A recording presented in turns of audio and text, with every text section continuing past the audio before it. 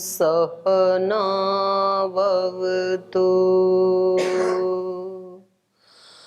सहनौ भुनक्तु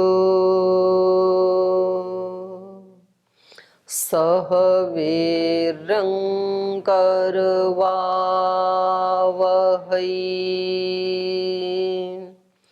तेजस्विनावधीतमस्तु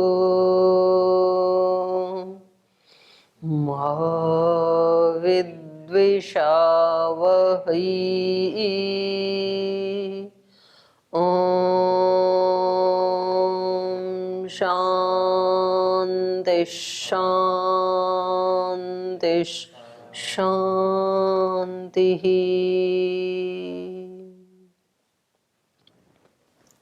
सूत्र पाठ। ओम अथ तृतीयोऽध्यायः तृतीयः पादः।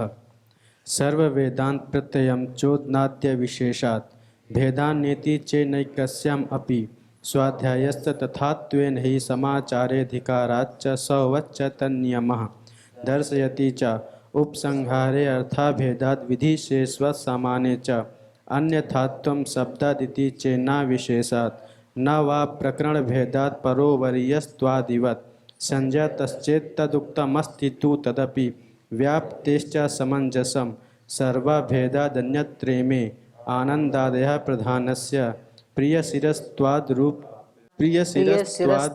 प्राप्तिरूपचयापचयौ हि भेदे इतरेत्वर्थः सामान्यात् अध्ययनाय प्रयोजनाभावात् आत्मशब्दाच्च आत्मगृहीतिरितरवदुत्तरात् अन्वयादिति चेत् स्यादवधारणात् कार्यादख्यानापूर्वं सामान्य एवं च भेदात् सम्बन्धादेवम् अन्यत्रापि न वा विशेषात् दर्शयति च संभृतिद्व्याप्त्यपि चातः पुरुषविद्यायाम् इव चेतरेषां नाम्नानात् वैद्याध्यर्थभेदात् हानौ तु उपायनशब्दशेषत्वात् कुशात् छन्दस्तुत्युपगानवत् तदुक्तं साम्परायतर्थव्याभावात् तथा ह्यन्ये छन्दत उभयाविरोधात् गतेरर्थत्वम् उभयथा अन्यथा हि विरोधः उपपन्नस्तल्लक्षणार्थोपलब्धे लोकवत् अनियमः सर्वासां विरोधः शब्दानुमानाभ्यां यावत् अधिकारम् अवस्थितिराधिकारिकाणाम् अक्षरधियां त्ववरोधः सामान्यतद्भावाभ्याम् औपसद्वत् तदुक्तं यदा मननात् अन्तराभूतग्रामवत् स्वात्मनः अन्यथा भेदानुपत्तिरिति चेन्नोपदेशान्तर्वत् व्यतिहारो विशीर्षन्ति हि तरवत् सैव हि सत्यादयः कामादितरत्र तत्र च यत्नादिभ्यः आदरादलोपः उपस्थिते तस्तद्वचनात् तन्निर्धारणनियमस्तद्दृष्टेः पृथग्प्रतिबन्धफलं प्रधानवदेव तदुक्तं लिङ्गभूयस्त्वात्ताधिबलीयस्तदपि पूर्वविकल्पः प्रकरण स्यात् क्रियामानस्वत् अतिदेशाच्च विद्यैव तु निर्धारणात् दर्शनाच्च श्रुत्यादिबलीयस्त्वाच्च न बाधः अनुबन्धादिभ्यः प्रज्ञान्तरपृथक्त्वद्दृष्टश्च तदुक्तं न सामान्य तदुपलब्धेर्मृत्युवन्न हि लोकापत्ति परेण च शब्दस्य तद्विध्यं भूयस्ताद्विध्यं परेण च शब्दस्य ताद्विध्यं भूयस्त्वात्तनुबन्धः एक आत्मनः शरीरे भावात् व्यतिरेकस्तद्भावाभावित्वान्न तूपलब्धिवत् अंगावबद्धास्तु न सखासु हि प्रतिवेदं मंत्रादिवत्वा विरोधः भूम्नः क्रतुवज्यास्त्वं तथा हि दर्शयति नाना शब्दादिभेदात् विकल्पो विशिष्टफलत्वात् काम्यास्तु यथा कामं समुच्चीरेन्न वा पूर्वहेतुभावात् अंगेषु यथाश्रयभावः शिष्टेश्च समाहारात् गुणसाधर्ण्यश्रुतेश्च न वा तत्सहभावाश्रुतेः दर्शनाच्च इति तृतीयः पादः। ओम। तृतीय अध्याय का वेदांत दर्शन के तृतीय अध्याय का तृतीय पाद पढ़ रहे हैं और जो उपासना का विषय है उपनिषदों में, वहाँ व्यतिहार भी किया जा सकता है, समाहार के साथ साथ व्यतिहार भी किया जा सकता है। तो इन्होंने दोष दिया था यहाँ पर कि आप जो व्यतिहार कर रहे हैं तो उसमें तो फल अलग अलग हो जाएंगे यदि व्यतिहार करेंगे तो इन्होंने कहा था कि ये भिन्नता तो एक में भी दिखाई देगी यदि हम समाहार व्यतिहार नहीं भी करें तो भी। न सामान्यात अपि उपलब्धिर मृत्युवत, मृत्यु के समान। मृत्यु के समान मतलब यहाँ पर इन्होंने अग्नि और सूर्य का उदाहरण दिया था कि यद्यपि दोनों एक ही अग्नि स्वरूप हैं लेकिन तो भी दोनों का कार्य अलग अलग है। और एक बात इन्होंने यहाँ बताई कि देखो ये जितने भी उपसंहार हैं, व्यतिहार हैं, या केवल अपने प्रकरण में जो पढ़ा है वो पूजा की विधियां हैं, उपासना की विधियां हैं। उसमें परेण च ताद विद्धे शब्द से, जो शब्द वहां पर शब्द प्रमाण है, उस शब्द प्रमाण का परेण ताद विद्धे, उस पर ब्रह्म से तद विधि हो जाए यदि, तो ये उपासना का फल है। और इस शब्द विधि में भूयस्त्वात्तु अनुबंध, जितने हम अधिक उसकी उपासना करेंगे, अधिक उसके गुणों का चिंतन मनन करेंगे तो फल साधन वैसा ही हमें मिलेगा, अनुबंध। तो ये फल साधन आदि समाहार व्यतिहार करने से अलग अलग दिखते हुए भी अलग अलग नहीं है।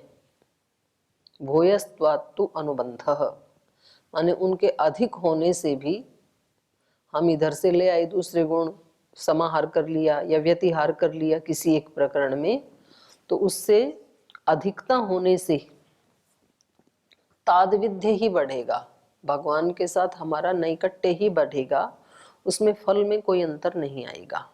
तो यहाँ तक पढ़ा था तो कुछ जी बोलिए। मेरा पीछे से पूछना है द्वितीय पाद से 30 नंबर सूत्र का। जो ज्यादा ही पीछे चले गए आप तीसरे में रहो भाई। पृष्ठ बोलो। 178 बोलिए। 30 नंबर सूत्र में जो न तस्य कार्यम करणम च विद्यते, इसमें मतलब मुख्य भेदवाद मतलब अद्वैतवाद और द्वैतवाद का खंडन। कहाँ किसका बोल? 30 नंबर सूत्र का। 30? हाँ जी। अंतिम 2 लाइन है।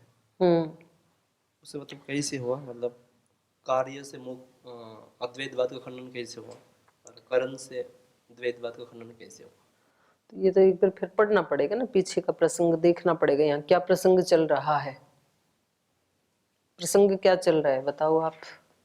प्रसंग है वो मुक्ति में मतलब आत्मा की स्थिति तब कैसे होता है, तो उन्होंने बताया मतलब प्रकाशाश्रय उसमें दिया ना, प्रकाश और उसके आश्रय की जैसे मतलब भेद अभेद दोनों ही होता है। तो उसमें फिर उन्होंने प्रतिषेध भी किया कि मुख्य अभेदवाद और द्वैतवाद मतलब दोनों का खंडन किया गया है इस मंत्र से। न तस्य कार्यम करणम च वेद्यते। हाँ अच्छा, ये श्वेतर स्वतर का है। हाँ, न तस्य कार्यम करणम च विद्यते, माने उस परमात्मा का कारण का मतलब यहाँ लिया था उपादान कारण।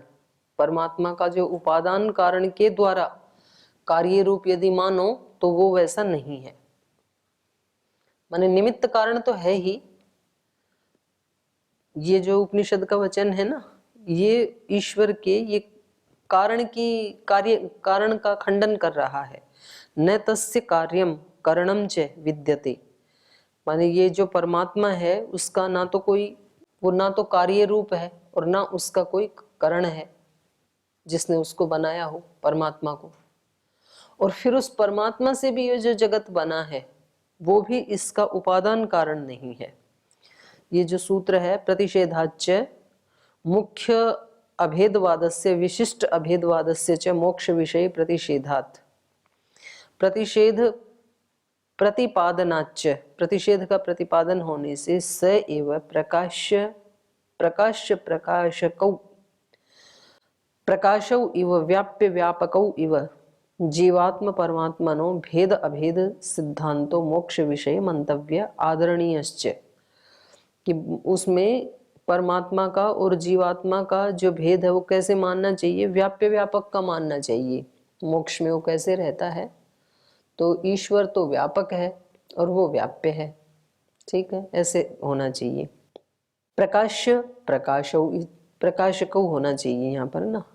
प्रकाश्य तो वस्तु हो गई, नहीं प्रकाश ही ठीक है। हाँ, प्रकाश और प्रकाश्य, एक तो ये प्रकाश है सारे कमरे में व्याप्त है, और एक प्रकाश्य आप हैं, तो ये सारे कमरे में प्रकाश है, ये तो ब्रह्म का प्रतीक हो गया। और आप जो हैं वो मोक्ष अवस्था में जीवात्मा का स्थान हो गया, तो ऐसे मानना चाहिए। तो ये कह रहे हैं ये प्रतिसिध्यते खलु श्रुतौ मुख्य अभेद विशिष्ट अभेदौ। अब यहाँ पर ये दो वो चल रहे थे ना, एक भेद, एक अभेद, एक विशिष्ट अभेद, तो उसका यहाँ पर प्रतिषेध किया जा रहा है। तो ये कह रहे हैं प्रतिषेध्यते खलु श्रुतौ मुख्य अभेद। मुख्य अभेद इनका है, वेदांत वालों का, हाँ अद्वैत वालों का, कि एक ही हो जाता है, तो उसका यहाँ पर एक ही नहीं हो सकता है वो, ये कहकर ये खंडन कर रहे हैं। मुख्य अभेद अविशिष्ट अभेदौ। अविशिष्ट अभेद मतलब जिसमें कोई विशेषता नहीं रहती है, जो जीव है वो ब्रह्म ही हो जाता है। अद्वैत की ही बात कह रहे हैं दोनों। मुख्य अभेद को ही कहा अविशिष्ट अभेद। विशिष्ट नहीं, मुख्य अभेद और विशिष्ट भेद, हाँ ठीक है, इन दोनों में हाँ समास हो रखा है, मुख्य अभेद में और विशिष्ट अभेद में।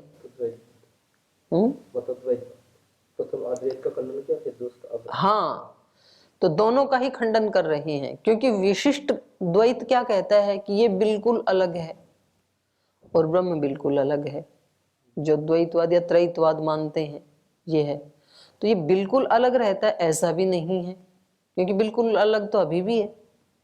तो मोक्ष में फिर क्या फायदा हुआ यदि बिल्कुल अलग ही है तो, और बिल्कुल एक हो जाता है ऐसा भी नहीं है। तो इसका ये प्रमाण दे रहे हैं, न तस्य कार्यम करणम च विद्यते। तो इससे क्या पता लग रहा है कि वो जो ब्रह्म है वो ना तो कार्य रूप है और ना उसका कोई कारण है,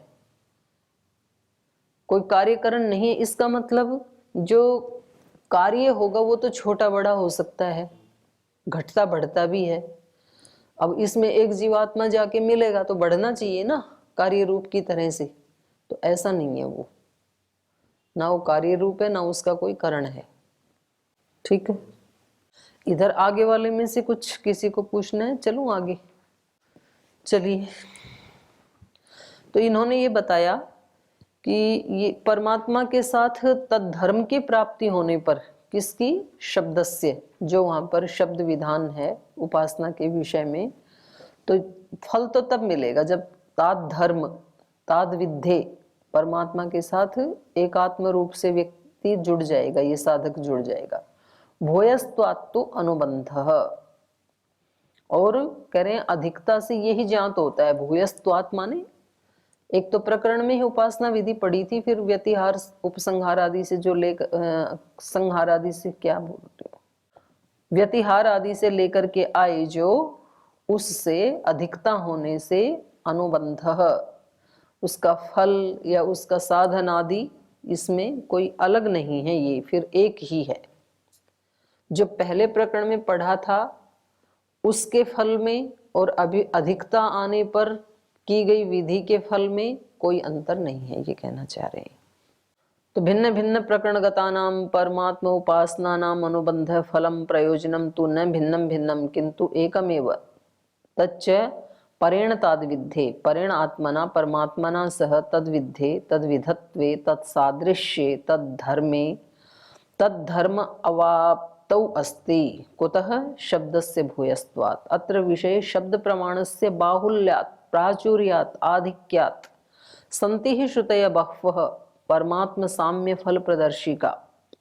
परमात्मा के साथ साम्य हो जाता है, इसके बहुत सारे प्रमाण हैं, उसमें से एक दे रहे हैं। यो ह वै तत्परमं ब्रह्म वेद ब्रह्मैव भवति, जो उस पर ब्रह्म को जान लेता है वो ब्रह्म ही हो जाता है। तो ये उपासना का फल है, उसको जैसा जाना वैसा हो जाना। ताद्विध्य मतलब यहाँ बात ये है ना कि भाई वैसा हो भी सकता है कि नहीं, सूत्रकार जो कह रहे हैं, तो बोले कि बहुत सारी श्रुति हैं इसके बारे में तो कि वो वैसा ही हो जाता है। यो है वही तत्परमं ब्रह्म वेद ब्रह्मैव भवति। फिर आगे कह रहे हैं यदा पश्यते रुक्म वर्णम कर्तारम ईशम पुरुषम ब्रह्म योनिम। यदा पश्य, जब ये दृष्टा रुक्म वर्णम कर्तारम ईशम पुरुषम पश्यते, इन इन विशेषण वाले उस ब्रह्म को जब देखता है, ब्रह्म योनिम, वो जो ब्रह्म सब का कारण है। तो ब्रह्म का अर्थ यहाँ वेद भी ले सकते हैं, विराट भी ले सकते हैं, जो इस सारे वेद का कारण है या इस सारे विराट संसार का जो कारण है, उसको जब देख लेता है तो तदा विद्वान पुण्य पापे विधूय निरंजनः परम साम्यम उपैति। तब ये विद्वान पुण्य और पाप दोनों को विधूय हटा करके परमम साम्यम उपैति, तो परमात्मा से परम साम्य हो रहा है इसका। तो ताद विधि के ये क्या है, उदाहरण है ये। अब ये प्रकारांतरेण उपासना विषय आक्षेप क्रियते।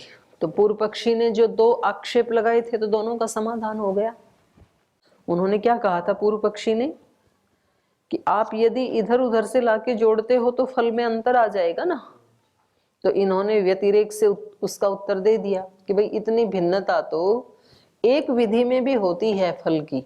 एक विधि से जो उपासना करते हैं उन सबको भी एक जैसा फल नहीं मिलता है, तो इतनी भिन्नता तो एक में भी हो ही जाएगी। तो ये कोई कारण नहीं है, तो इसका समाधान कर दिया। अब ये एक दूसरे ढंग से आक्षेप कर रहे हैं। प्रकारांतरेण उपासना विषये आक्षेप क्रियते। उपासना के विषय में दूसरी प्रकार से आक्षेप कर रहे हैं। एक आत्मनः शरीरे भावात्। ये कह रहे हैं एके आत्मनः, एके, कुछ लोग ऐसा मानते हैं, कुछ सिद्धांत वाले ऐसे मानते हैं, आत्मनः शरीरे भावात्। ये ऊपर जो इन्होंने कहा था ना कि भाई तादविध्य होना चाहिए, तद धर्म की प्राप्ति होनी चाहिए, ब्रह्म भाव की प्राप्ति होनी चाहिए उपासना में। तो बोले वो तो संभव ही नहीं है। क्यों संभव नहीं है?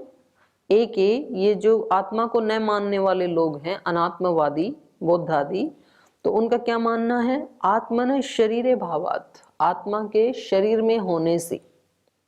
आत्मा तो शरीर में ही होता है, तो यहाँ ये क्या कहना चाह रहे हैं, आत्मा के शरीर में होने से मतलब है आत्मा ही शरीर होने से।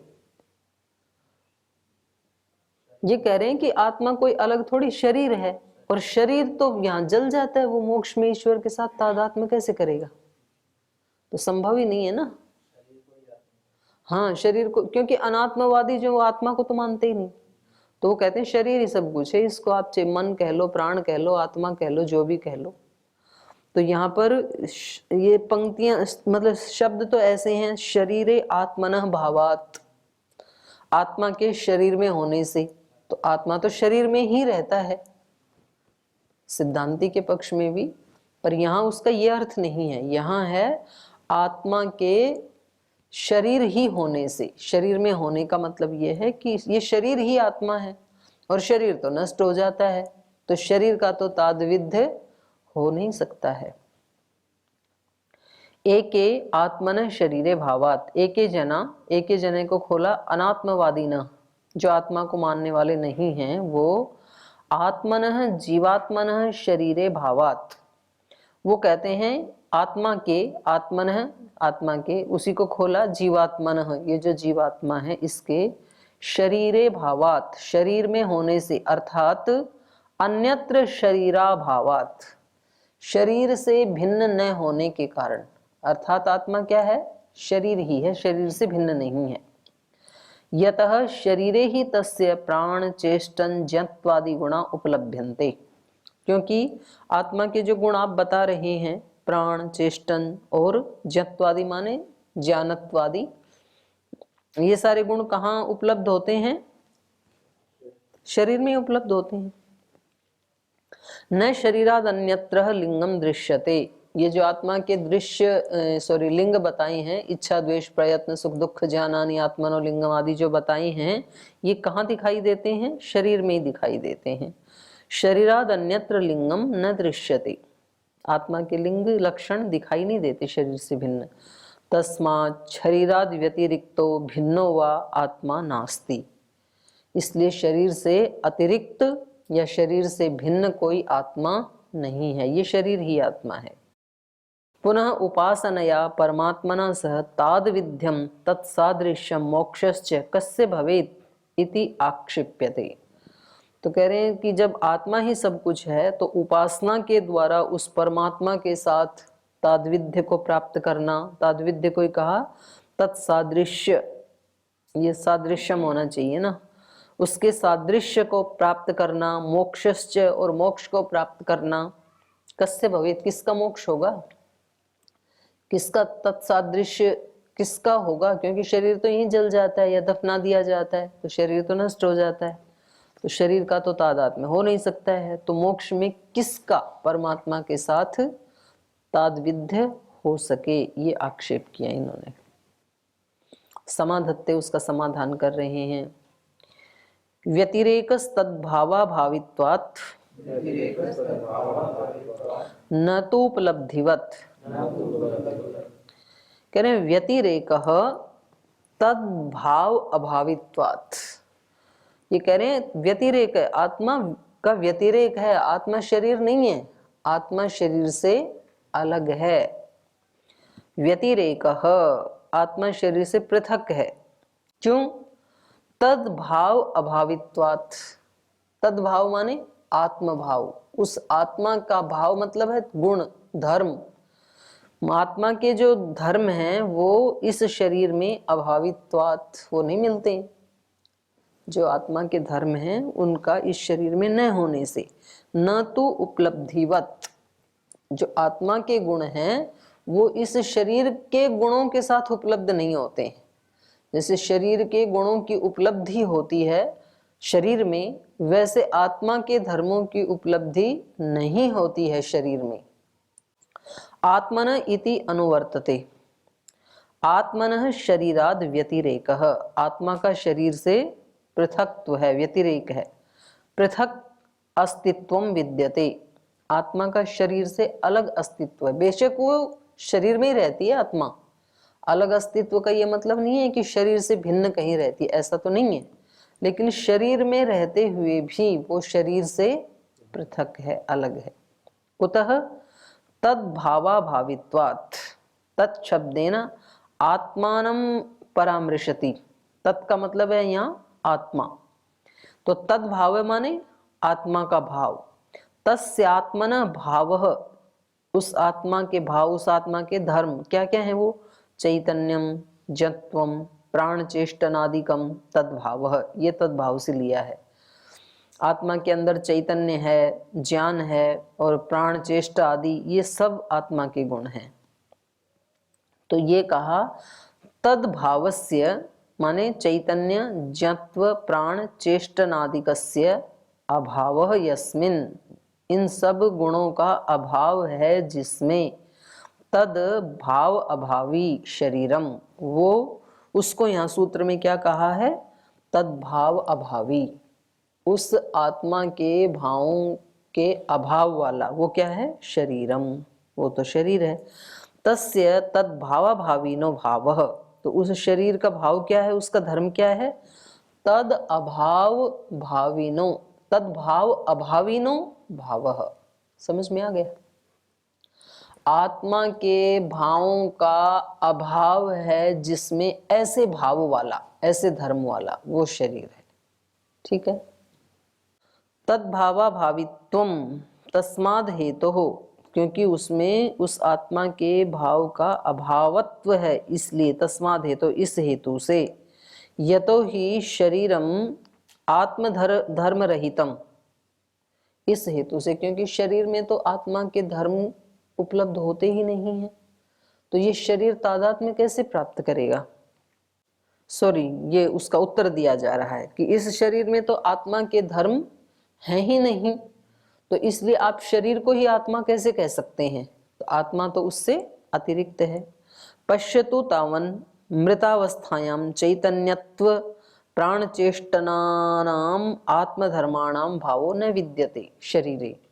बोले आप देख लो, जो कोई डेड बॉडी है तो उसमें चैतन्य और ज्ञत्व और प्राण चेष्टा नाम, ये जो आत्मा के धर्म हैं, इनका भाव दिखाई देता है क्या? वहां नहीं होता है। शरीरे उपलब्धिवत न तू, लेकिन जो शरीर के धर्म है वो तो उपलब्ध होते हैं। तदानीम रूपादि नाम शरीर धर्माणाम उपलब्धिवत न तो तेषाम चैतन्यत्व प्राण चेष्टनादि धर्माणाम उपलब्धिर भवति। तो जैसे शरीर के जो धर्म थे रूप आदि, तो वो तो ज्यों की त्यों दिखाई देते हैं डेड बॉडी में भी। जब तक शरीर रहेगा उसके साथ रूप आदि रहेंगे। लेकिन ये जो है चैतन्य जत्व प्राण चेष्टनादि, ये धर्म जो है इनकी उपलब्धि नहीं होती है। तस्माद आत्मा शरीरात भिन्न, इसलिए आत्मा शरीर से भिन्न है। चेतनो अस्ति, आत्मा चेतन है। यदर्थ मोक्षस्य उपासनायाश्च उपदेशो युक्तः, और उसी के लिए ये सब उपासना का, मोक्ष का जो उपदेश है ये दिया गया है कि वो उपासना आदि के द्वारा मोक्ष को प्राप्त करके ईश्वर के साथ तद विधि को प्राप्त हो जाए, तद धर्म को प्राप्त हो जाए। तो ये भी इनका जो आक्षेप था इसको भी काट दिया इन्होंने। अब आगे तो यहां तक क्या सिद्धांति का मत क्या ठहरा? बताओ क्या क्या मत ठहरा यहाँ तक? आत्मा शरीर से भिन्न है और मोक्ष में वो परमात्मा के साथ मतलब एक रूपता हो जाता है। नहीं, धर्म मतलब ये तो आप इस सूत्र का अर्थ कर रहे हो। प्रकरण क्या चल रहा है? ये जो आक्षेप, हाँ ठीक बोल रहे हो, ठीक से बोलो, यहाँ तक ठीक है। मतलब परमात्मा के गुणों का उपसंहार और व्यतिहार से मतलब सादृश्य, कोई दोष नहीं आएगा, ये बोलो। उपसंहार व्यतिहार करना उपासना की पद्धति में कोई दोष नहीं है, माने कर सकते हैं, ठीक है, ये सिद्धांत तो स्थापित हो गया।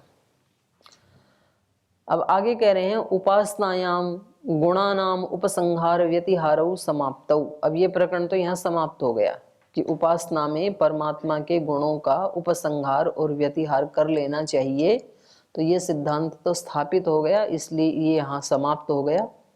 इदानीम उपासनायाम कर्मोपसंहार विषय प्रवर्त्यते। अब ये आगे कह रहे हैं कि उपासना में कर्मों का भी उपसंहार कर लेना चाहिए। अभी तक क्या था? गुणों का उपसंहार, वचनों का उपसंहार, शब्दों का उपसंहार।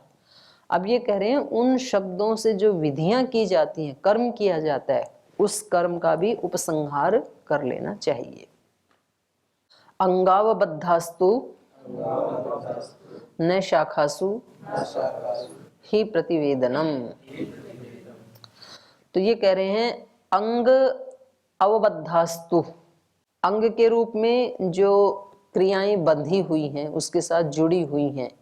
देखो, एक होता है अंगी, एक होता है अंग। तो जैसे उपासना का जो संपूर्ण एक किसी प्रकरण में विधान किया है वो तो हो गई अंगी उपासना, और उसमें से कुछ ले लें तो वो कहेंगे अंग उपासना। जैसे हम संध्या करते हैं और मानो उसमें से आपने केवल मनसा परिक्रमा वाले मंत्र ले लिए, तो ये क्या हो गई? अंग उपासना हो गई, संपूर्ण उपासना नहीं हुई। या फिर हम यज्ञ करते हैं तो उसमें से हमने केवल जो 5 घृताहुति हैं, बस हम तो इतना ही देंगे जी, तो ये क्या हो गई? अंगोपासना। या हम केवल 3 जो सूर्य ज्योति सूर्य उतना ही देंगे। तो ऐसे एक होता है अंग, एक अंगी। तो ये कह रहे हैं अंग अवबद्धास्तु न शाखासु ही प्रतिवेदनम। अंग के रूप में एक दूसरे से जो संबद्ध हैं, न शाखासु ही प्रतिवेदनम, केवल शाखाओं में ही उपासना की विधि करनी चाहिए और अंगी में नहीं करनी चाहिए, ये उचित नहीं है, ऐसा नहीं मानना चाहिए। माने अलग अलग जो शाखाएं बनी हैं कर्मकांड के लिए, ब्राह्मण ग्रंथ, आरण्यक, तो ये क्या है? ये हैं वेद में जो विधियां बताई, उनके एक एक अंग को लेकर के फिर वहां विधान कर दिया। क्योंकि वेद में तो पूरा विराट अंगी का, उपासना अंगी रूप का वर्णन है, और इसके जो अंग हैं वेद के, ब्राह्मण ग्रंथ और आरण्यक ग्रंथ, तो उनमें एक एक अंग के बारे में कहा है। तो ये कह रहे हैं कि उनको भी जोड़ लेना चाहिए, एक एक अंग को भी, अर्थात उपासना अंगी की करनी चाहिए, एक एक अंग की नहीं करनी चाहिए, ये कहना है इनका।